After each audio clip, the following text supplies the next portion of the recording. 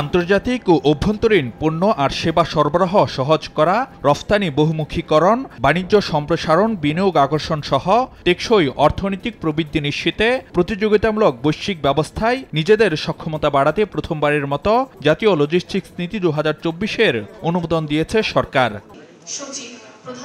বৃহস্পতিবার রাজধানীর বঙ্গবন্ধু আন্তর্জাতিক সম্মেলন কেন্দ্রে প্রধানমন্ত্রীর কার্যালয়ের উদ্যোগে আয়োজন করা হয় জাতীয় লজিস্টিক্স নীতি অবহিতকরণ সভা, যেখানে লজিস্টিক্স নীতির যৌক্তিকতা আর খুঁটিনাটি নানা দিক অংশীজনদের সামনে তুলে ধরেন প্রধানমন্ত্রীর মুখ্য সচিব। জানান, সরকারের বিশেষায়িত এই নীতির ফলে সবচেয়ে লাভবান হবেন ভোক্তারা। গভর্নমেন্টের যে পলিসি ডিরেকশনস 2041 বা 2031 এই জায়গাগুলোতে আমাদের যাওয়ার জন্য কিন্তু আমাদের অনেক বড় বড় ইনফ্রাস্ট্রাকচার দরকার হবে।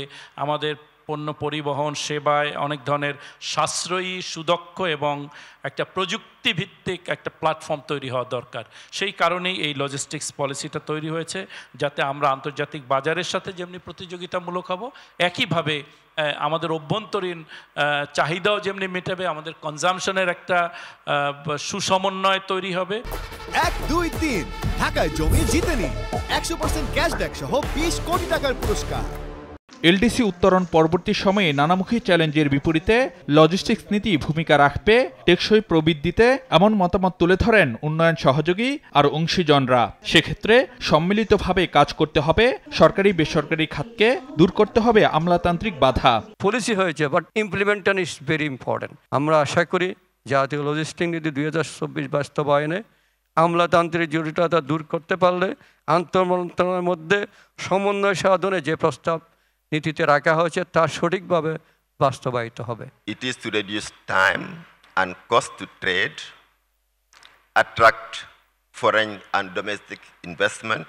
We are so confident that this will be the game changer for the Bangladesh economy. জাতীয় লজিস্টিক্স নীতি পদ্মা সেতুর মতোই আরেক সক্ষমতার প্রতীক উল্লেখ করে সরকারের নীতি নির্ধারকরা বলছেন, রাজনৈতিক সদিচ্ছার প্রতিফলন লজিস্টিক্স নীতি, যা ভিত গড়ে দেবে নির্বাচনী প্রতিশ্রুতি বাস্তবায়ন আর উন্নত বাংলাদেশ গড়ার লক্ষ্য পূরণে। এটা একটা ইউনিক জিনিস।